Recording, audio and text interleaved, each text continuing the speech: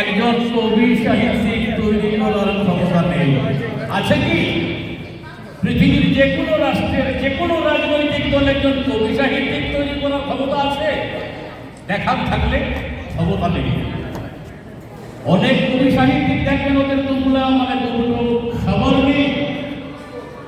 ওই আমি যার সাথে এসেছি আমার ওই দিদি, ওনারা দেখেছি উনি ওনার ছেলে এবং আসবেন সারাদিন এবং সারা রাত 2টা অবধি ফুটপাতে দাঁড়িয়ে চাও বিক্রি করে কোনো ক্রমে সংসার চালিয়ে যাচ্ছেন।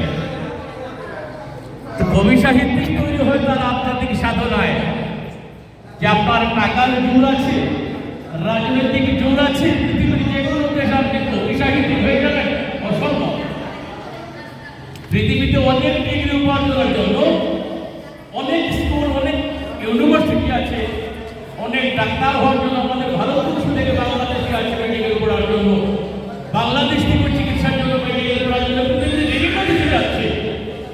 কিন্তু পৃথিবীর কোনো দেশে একটি স্কুল কলেজ আছে বলে এটা সাহিত্য চর্চা করা যাবে, কবিতা শেখা যাবে, এমন কোনো স্কুল নেই আমার জানা নেই।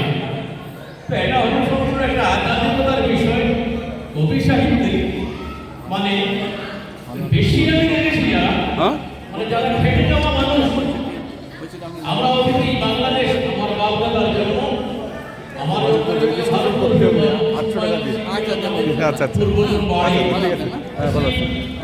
মাটির টানে ভাষার টানে আমি জানি ভারতবর্ষের প্রায় প্রতিটি রাজ্যে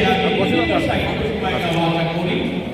আমরাও প্রতি বছরে 2বার আন্তর্জাতিক সাহিত্য সভার আয়োজন আমরা করি। তো আমাদের সাহিত্য সভা মানে কি?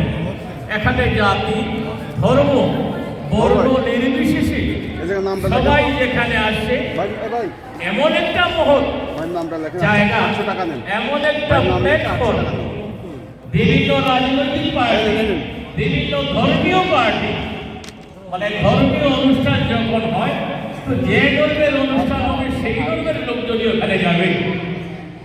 ঠিক যেভাবে সেটা বাংলাদেশের কথা বলছি না, গোটা পৃথিবীর কথা বলছি। আমার ভারতবর্ষেও তাই, যেখানে দেখবেন যে রাজনৈতিক পার্টির সভা সমিতি চলছে সেই রাজনৈতিক দলের কর্মী করে। কিন্তু সাহিত্য এমন একটা জায়গা। আজকে দেখুন আমাকে নিয়ে উপহাস করেছে আমারই দেশের একজন লোক, যে কারণে আমি 24 ডিসেম্বরেও মানে 2024 ডিসেম্বরে আমি বাংলাদেশ এসেছি। আমাকে তো কেউ বেড়ে ফেলেনি, আমি আজও এসেছি, একা এসেছি। এই যে দাদা সাইফুল ভাই কলকাতার অনেককেই ইনভাইট করেছিলেন, কেন ভাই তোমরা আসনি? কেন আসনি? কারণ বাংলাদেশ তো এত ভালোবাসার একটা জায়গা, মানে সাহিত্যের পীঠস্থান, যেটা আমি বুঝতে পেরেছি বাংলাদেশ। মানে আমার তো ধারণা কম করেও 30-40% লোক বাংলাদেশের নাগরিক, ওরা সাহিত্য চর্চা করে। তাই যে বাংলাদেশ তো ভিসা দিচ্ছে আমাদেরকে, অহরহ দিচ্ছে, যে যখন চায় তাকে দিচ্ছে।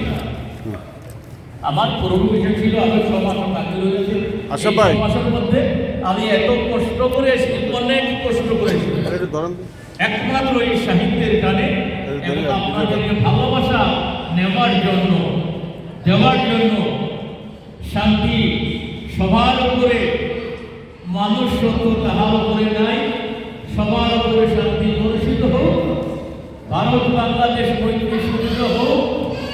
আমার ভাইয়ের রক্তের রাঙানো 21 জুলাই, এই 21 জুলাই আপনারা দেখেছেন নিশ্চয়ই পুরা ভারতবর্ষের প্রতিটা 21 ফেব্রুয়ারি এই গোটা ভারতবর্ষের প্রতিটি ভাষা 225টির উপরে ভাষা, প্রত্যেকটা স্টেট কোনায় কোনায় কোনায় কোনায় আমরা আন্তর্জাতিক মাতৃভাষা দিবস আমরা পালন করেছি।